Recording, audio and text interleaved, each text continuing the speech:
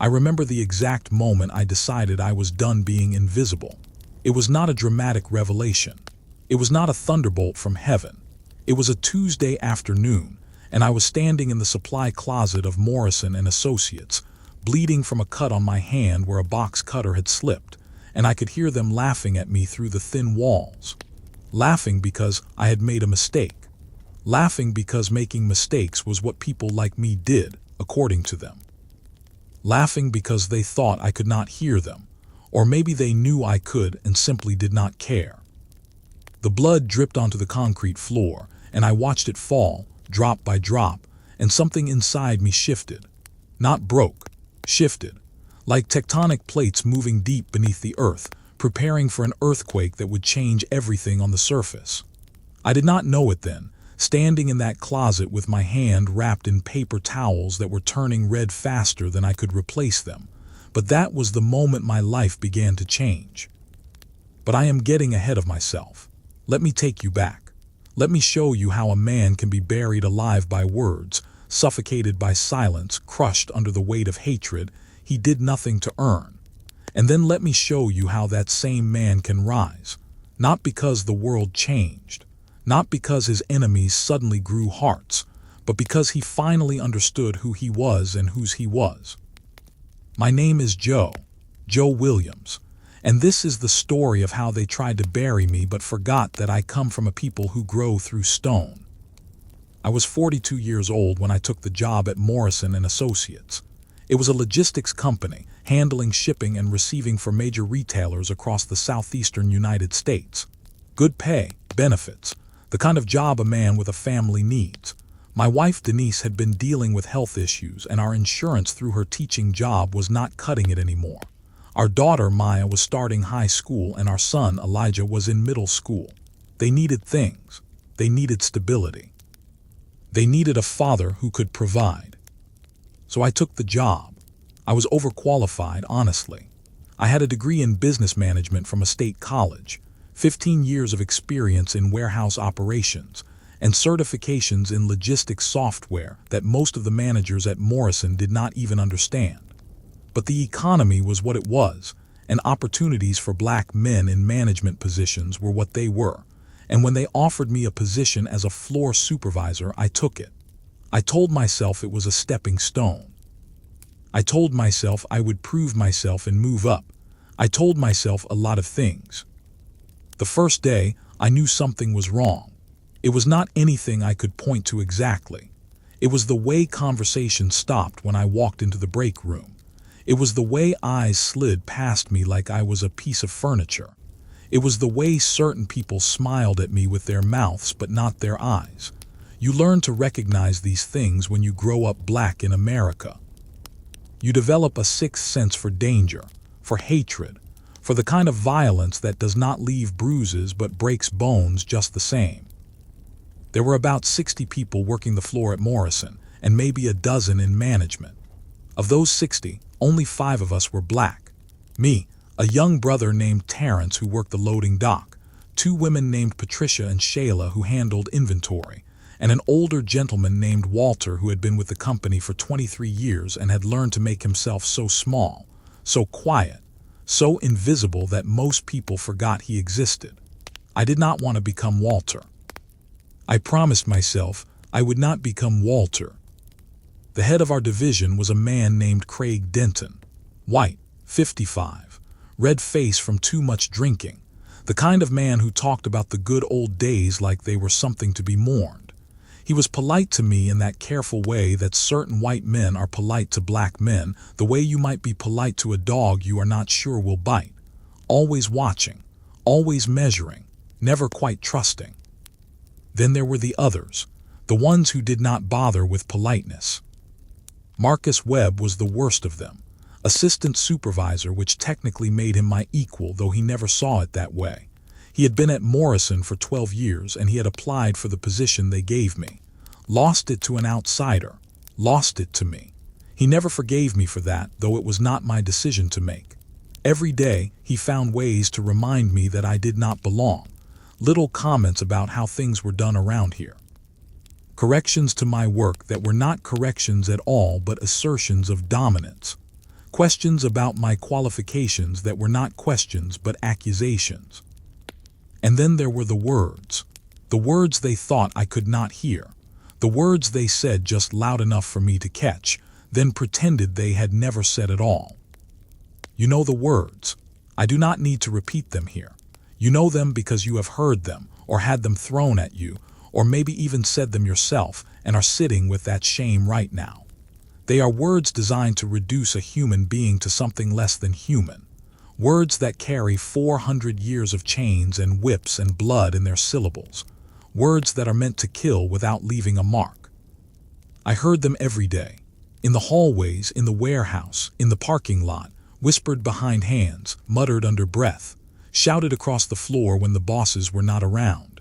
And I was supposed to pretend I did not hear. That was the unwritten rule. React and you are the problem. Complain and you are difficult. Fight back and you are exactly what they said you were all along. So I swallowed it, day after day, week after week. I swallowed their poison and smiled and did my job better than anyone else on that floor. I came in early. I stayed late. I caught errors that would have cost the company thousands of dollars. I trained new employees that Marcus was too lazy to train. I solved problems that Craig could not even understand. And I waited for someone to notice. Waited for someone to say, "Hey, Joe is doing a good job. Maybe we should treat him like a human being." That day never came. Instead, what came was more hatred. Because here is the thing about racism that people do not always understand. It is not satisfied with keeping you down. It has to destroy you completely. The better I performed, the more they hated me. My excellence was an accusation against their mediocrity. My competence exposed their incompetence. Every time I succeeded, I proved their lies wrong and they could not stand it. So they worked harder to break me. They started sabotaging my work. Shipments would be rerouted without my knowledge. Then I would be blamed when they arrived at the wrong location. Inventory numbers would be changed in the system, and when the counts did not match, fingers pointed at me.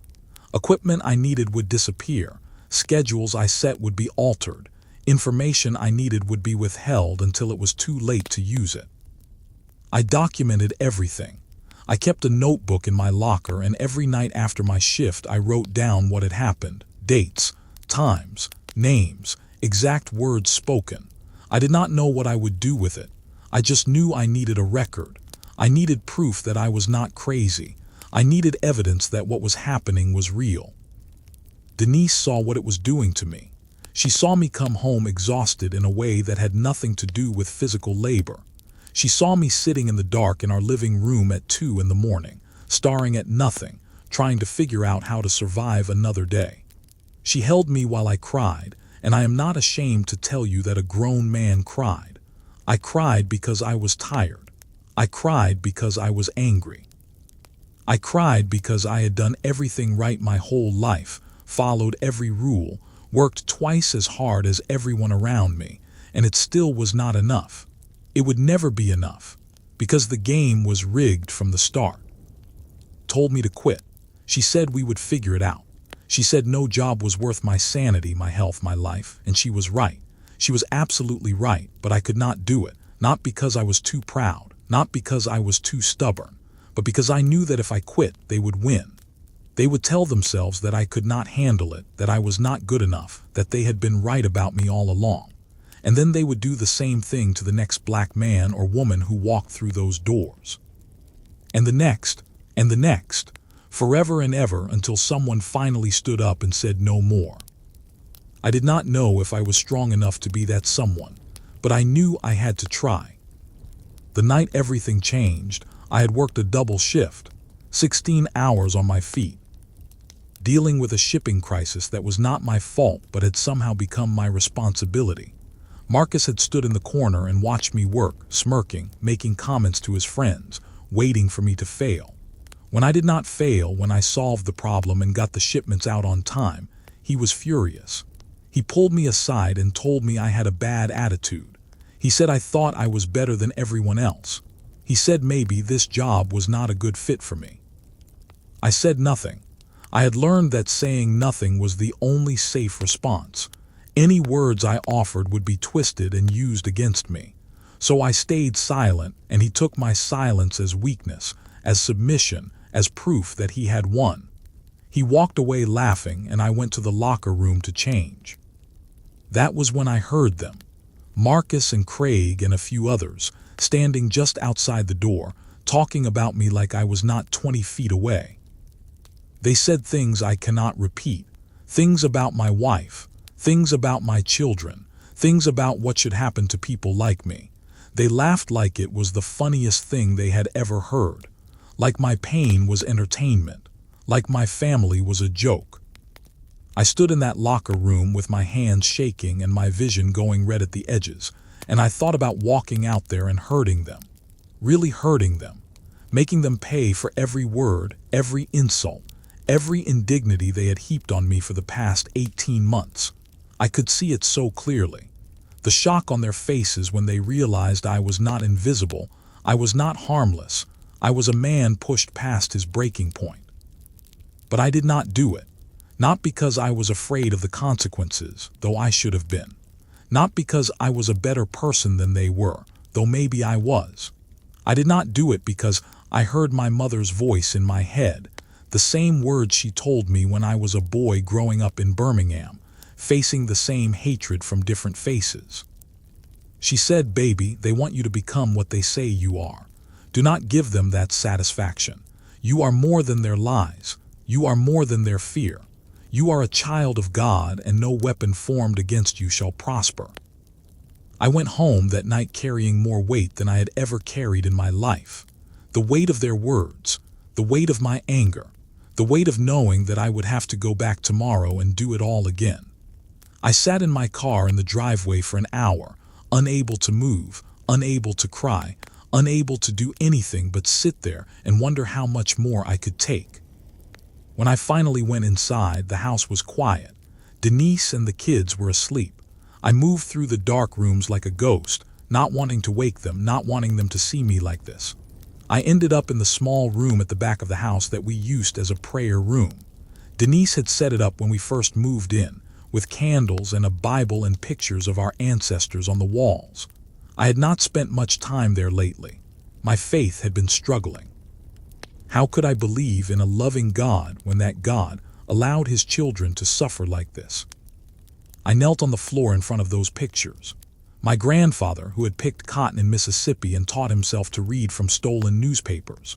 My grandmother, who had marched with Dr. King and been beaten by police dogs and gotten up and marched again the next day. My father, who had worked 2 jobs his whole life to send his children to college. My mother, who had raised 6 kids in a 3-bedroom house and never once complained, never once despaired, never once lost faith. And I broke. I broke in a way I had never broken before. Not just crying, but something deeper, something primal, something that came from the very center of my being. I fell forward onto my hands and knees, and I cried out to God like a man crying out from the bottom of a well. I said, "Lord, why? Why me? Why my family? Why my people? We have served you. We have trusted you. We have called on your name through slavery and segregation and discrimination and hatred. When will it end? When will you rescue us?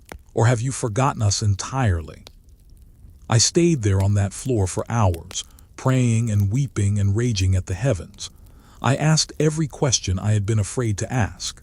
I said every doubt I had been afraid to speak. I poured out my heart until there was nothing left inside me but emptiness and exhaustion. And then, somewhere in the darkness between waking and sleeping, something happened. I do not know how to explain it. I do not know if it was a vision or a dream or something beyond either of those words. But suddenly I was not in my prayer room anymore. I was standing on the deck of a ship, and the ship was crossing an ocean, and all around me were my people. Chained, bleeding, dying, crying out in languages I did not understand but somehow felt in my blood. They were my ancestors, hundreds of them, thousands, reaching back through centuries of suffering, and they were looking at me with eyes that burned with something I could not name, not anger, not sorrow, something fiercer, something that had survived the unsurvivable. One of them stepped forward, a woman, tall and dark and beautiful in a way that made beauty seem like an insult. She had scars on her wrists where chains had worn through flesh. She had scars on her back where whips had tried to break her, but she stood straight. She stood proud. And when she spoke, her voice was like thunder rolling across the water. She said, "You think you are the first of us to suffer. You think you are the first to be beaten down, spat upon, treated like less than human. Look around you, son. Look at what we endured. Look at what we survived. We crossed oceans in the bellies of hell ships. We worked fields under burning suns until our bodies gave out. We watched our children sold away from us. We were hanged and burned and mutilated for daring to be human. And still we survived. Still we sang. Still we prayed. Still we hoped. Still we loved." She stepped closer, and I could smell the salt of the sea on her skin, the iron of blood, the sweat of labor that never ended. She said, "You think they can break you with words, with insults, with sabotage and lies. They tried to break us with chains and fire. They tried to erase us from the earth, but we are still here. You are still here. Your children are still here. Every breath you take is proof of our victory. Every beat of your heart is our triumph over death." She reached out and put her hand on my chest, and I felt warmth spreading through me like I had never felt before. A warmth that reached into the coldest, darkest parts of my soul and lit them up from the inside. She said, "You are not weak, son. You are the proof that we survived. You carry our strength in your blood. You carry our faith in your heart. You carry our hope in your very existence. Do not let them tell you who you are. Do not let them define your worth. You are descended from kings and queens, from warriors and healers, from people who turned suffering into survival and survival into song." Other voices joined hers now, rising all around me. Men and women and children, all speaking at once, their words weaving together into something like music. They said, "Stand up." They said, "Fight back." They said, "Not with their weapons, but with ours, truth, dignity, faith, love. These are the weapons they cannot defeat. These are the chains they cannot break. They want to drag you down into the mud with them. Do not go. Stay in the light. Keep climbing. We are with you. We have always been with you. We will always be with you." And then the woman spoke one more time, and her words seared themselves into my memory like a brand. She said, "They tried to bury us. They forgot we are seeds." I woke up on the floor of the prayer room with sunlight streaming through the window. My body ached. My eyes were swollen from crying, but something was different inside me.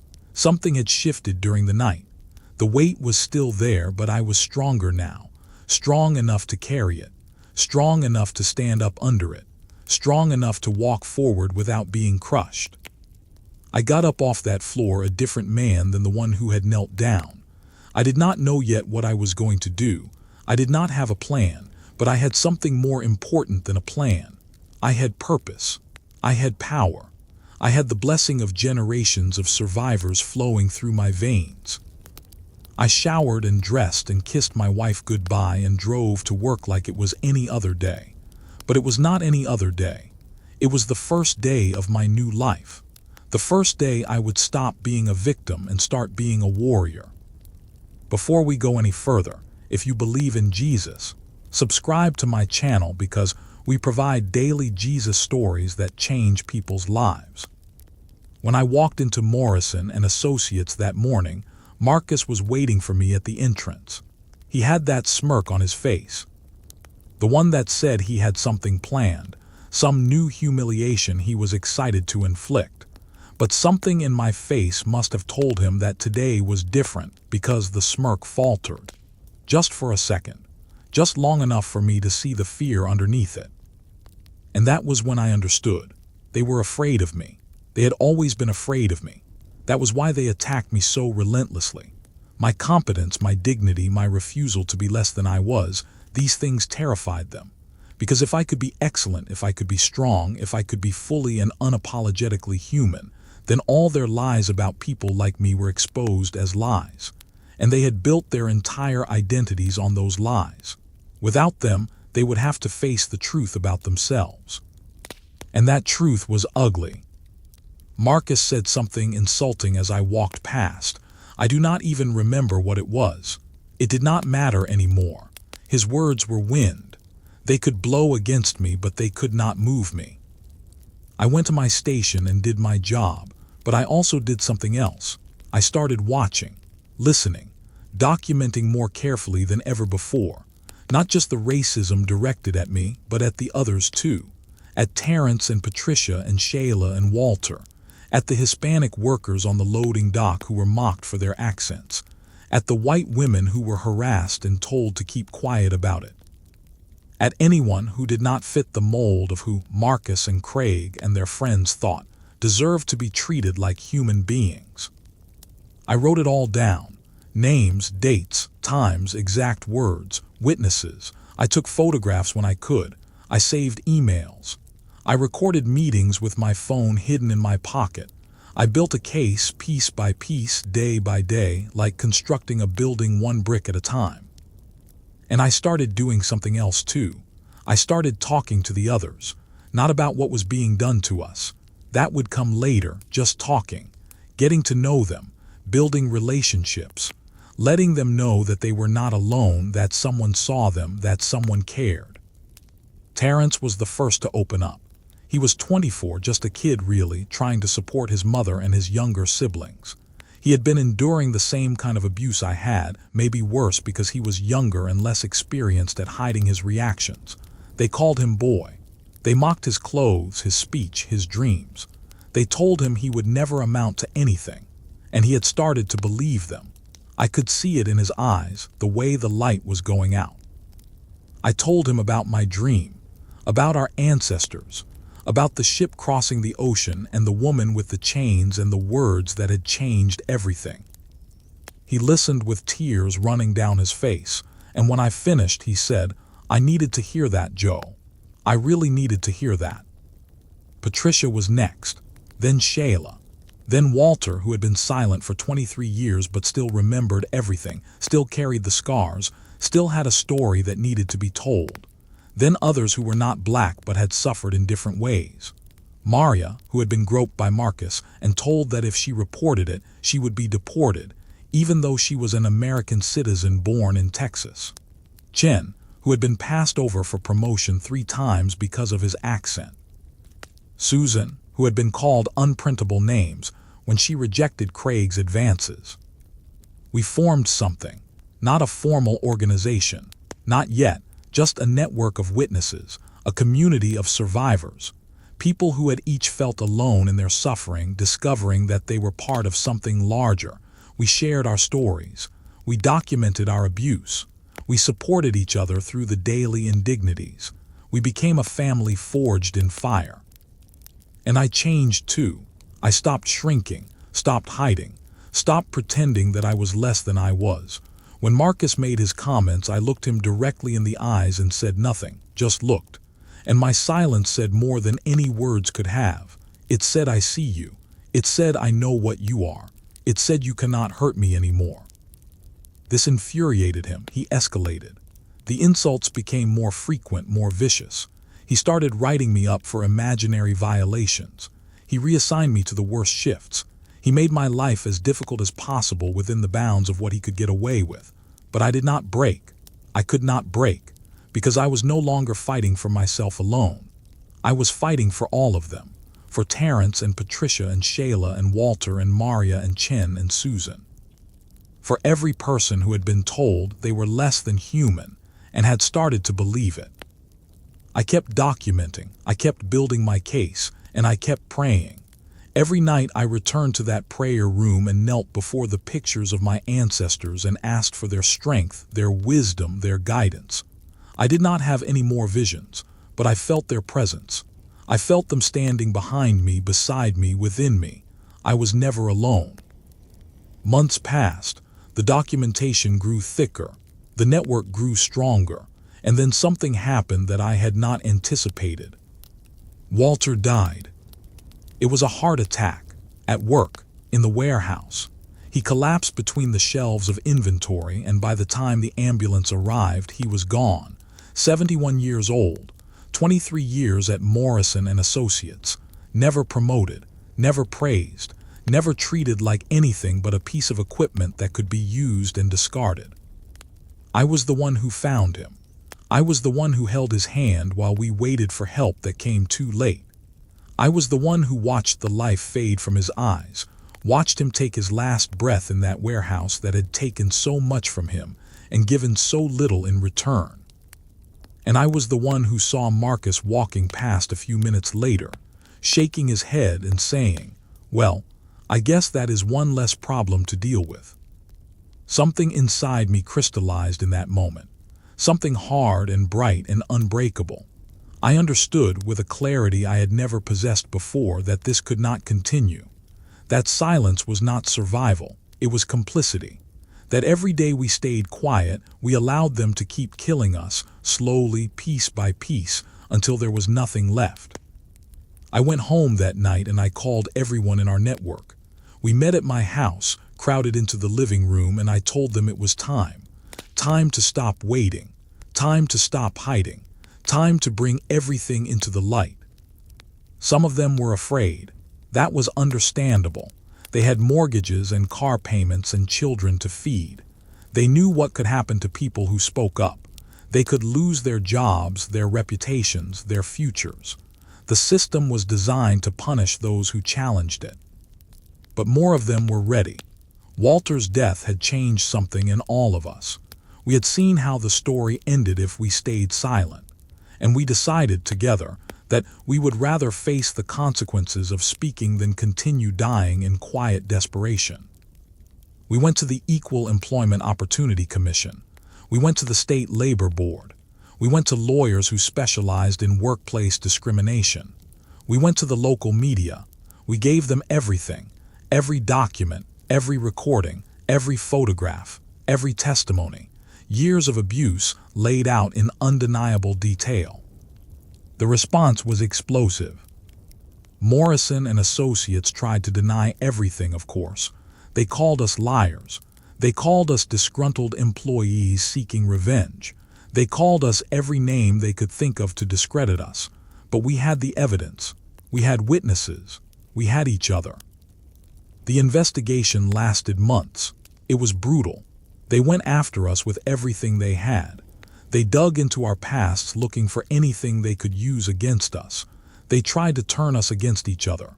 They offered some of us money to change our stories. They threatened others with lawsuits if we did not back down. We did not back down. I remember the day the findings were released.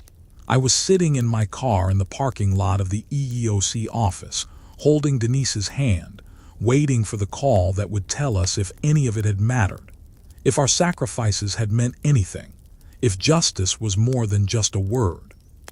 The phone rang, I answered, and I heard the lawyer's voice saying, "Joe, we got them all." Craig Denton was fired. Marcus Webb was fired. 6 other supervisors and managers were fired. The company was fined $2.3 million for creating a hostile work environment. They were required to implement new policies, new training, new oversight. They were required to pay damages to everyone who had been harmed by their culture of abuse. But that was not the victory, not really. The money was good. The firings were satisfying. The public acknowledgement that we had been wronged, that we had been telling the truth, that we had been fighting for something real that mattered. But it was not the victory.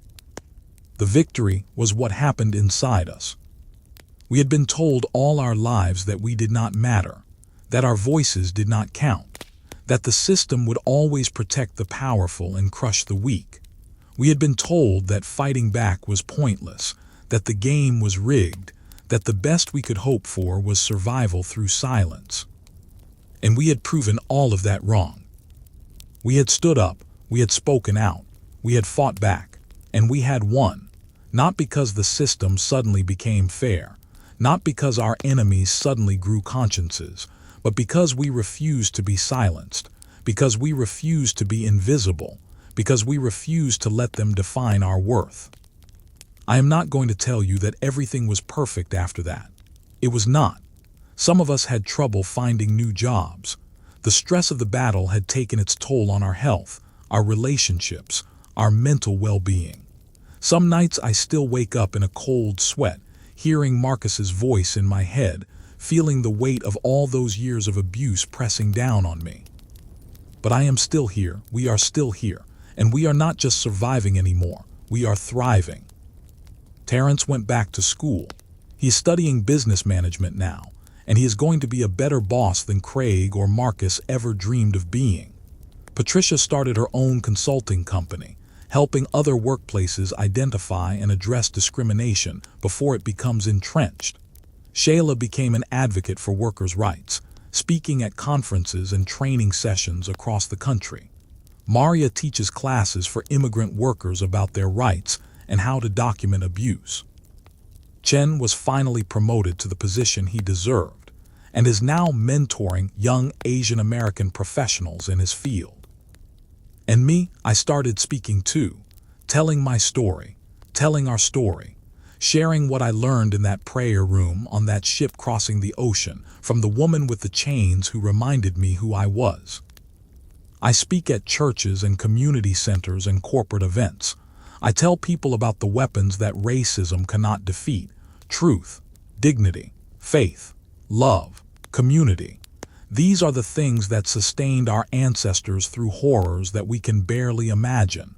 These are the things that will sustain us through whatever challenges we face today. I tell them that racism is real. It is powerful. It is destructive. But it is not stronger than we are. It cannot define our worth unless we let it. It cannot break our spirits unless we give it permission. It cannot win unless we stop fighting. I tell them about my mother's words, the ones that stopped me from becoming what they wanted me to become. I tell them about the dream, about the ancestors, about the voice that said we are seeds. And I tell them about the moment in the supply closet, bleeding onto the floor, hearing them laugh at me through the walls. The moment I decided I was done being invisible. The moment my life began to change. That moment is available to everyone. It does not require a vision. It does not require ancestors appearing in dreams. It just requires a decision to stop letting others define who you are, a decision to stop accepting abuse as the price of survival, a decision to stand up and say no more, not for me, not for my family, not for my community, not for anyone else who comes after me. That decision is the beginning of freedom. Not freedom from struggle, the struggle continues. Not freedom from suffering, suffering is part of life. But freedom from the lie that you are less than you are. Freedom from the chains of shame and self-doubt that they wrap around your mind. Freedom to be fully, unapologetically, magnificently yourself. My ancestors survived the Middle Passage. They survived slavery. They survived Jim Crow. They survived lynch mobs and fire hoses and assassinations. They survived because they were strong, yes, but also because they understood something that their oppressors never did. They understood that external circumstances do not determine internal worth. They understood that chains on the body cannot reach the soul. They understood that as long as they held onto their faith, their dignity, their love, they were free in the only way that truly matters. They passed that understanding down through generations, through blood and story and song, until it reached me, a man bleeding in a supply closet, trying to decide whether to fight or surrender. And now I pass it on to you. You are not what they say you are. You never were, you never will be. You are a child of God, fearfully and wonderfully made, with gifts and talents and potential that your enemies cannot even begin to comprehend. Their hatred says nothing about your worth. It only reveals the poverty of their souls. Their cruelty exposes their weakness, not yours. Their fear of your excellence is a twisted compliment, an acknowledgement that they know, deep down, that you are more than they can handle. Do not shrink to make them comfortable. Do not dim your light to avoid threatening their darkness. Do not become less than you are to fit their narrow expectations. Stand up straight. Speak your truth. Walk in your purpose. And if they try to stop you, remember who you are. Remember whose you are. Remember that you carry the strength of generations in your blood. I think about Walter sometimes. About the 23 years he spent in silence, enduring abuse, waiting for a justice that came too late to save him. I wonder if things would have been different if he had spoken up earlier, if we all had.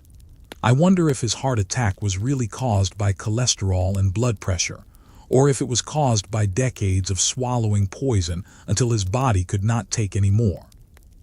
I cannot change what happened to Walter. I cannot bring him back, but I can make sure his death meant something.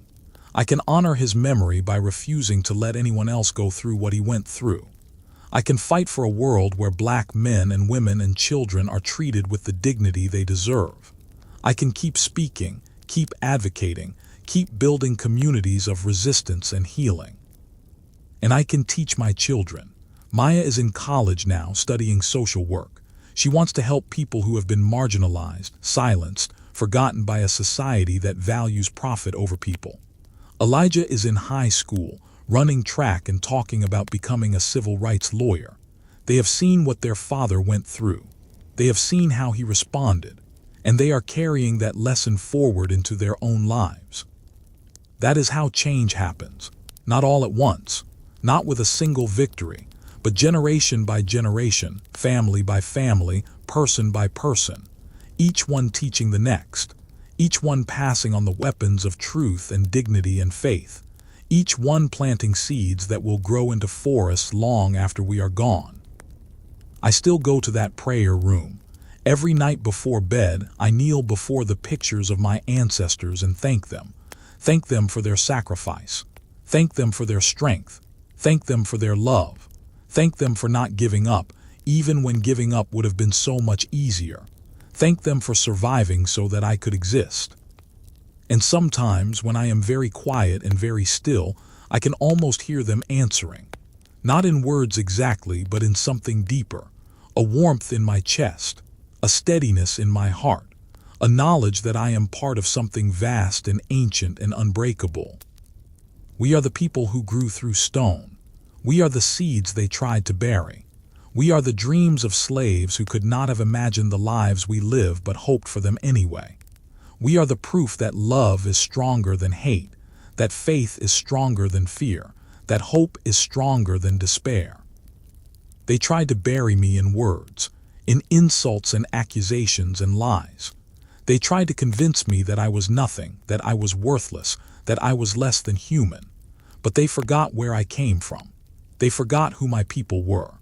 They forgot that the same blood that ran through the veins of men and women who survived the unsurvivable runs through my veins too. I am not powerful because they finally accepted me. Most of them never did. I am powerful because I finally accepted myself, accepted my worth, accepted my strength, accepted my heritage, accepted the truth that no amount of hatred can change. I am a child of God, and no weapon formed against me shall prosper. That is the message I carry everywhere I go now. That is the word I speak into every ear that will hear it. That is the truth I plant in every heart that will receive it. You are enough, just as you are. You do not need their approval. You do not need their acceptance. You do not need their permission to be whole. You only need to know who you are and whose you are. The rest will follow. Look in the mirror tomorrow morning. Look at your face. Look at your skin, whatever color it may be. Look at your eyes and say to yourself out loud, with conviction, I am worthy, I am strong, I am loved, I am enough. Say it until you believe it. Say it until it becomes the foundation of your being. Say it until their voices fade into the background noise they deserve to be. And then walk out into the world and live it. Live your truth. Live your purpose. Live your faith. Live the life your ancestors dreamed of when they dreamed of freedom. Live so fully and so joyfully and so unapologetically that their hatred becomes irrelevant. Live as the proof that they survived. We come from a people who were stolen from their homeland and carried across an ocean of darkness. We come from a people who were beaten and starved and worked to death under burning suns. We come from a people who were told they were animals and proved their humanity with every breath they took. We come from a people who were lynched for daring to vote and marched back to the polls the very next day. We come from a people who turned suffering into song and pain, into poetry and chains, into the foundation of freedom. We come from a people who grow through stone. And we are still here. Still standing, still fighting, still dreaming, still believing, still loving, still hopping, still rising. They have tried to destroy us for 400 years, and we are still here. They have tried every weapon in their arsenal, and we are still here. They have tried to bury us so deep that no one would ever remember our names, and we are still here. We will always be here. Because we are not just survivors. We are the children of survivors. We are the grandchildren of survivors. We are the great-great-great-grandchildren of people who looked into the face of absolute evil and refused to give up. That refusal lives in us. That strength lives in us. That faith lives in us. And nothing they do can ever take it away. I know the road ahead will be hard. I know there will be more Marcus Webbs, more Craig Dentons, more battles to fight and wounds to heal. I know that racism is not defeated just because one company was forced to change its ways. I know the struggle continues. But I also know that we will continue too, and that is enough. That has always been enough. My mother used to sing a song when I was young, a song her mother sang to her and her mother's mother sang before that. It went like this: we shall overcome. We shall overcome. We shall overcome someday. Deep in my heart, I do believe we shall overcome someday. I believe that now more than I ever have before. Not because the world has gotten better, though in some ways it has.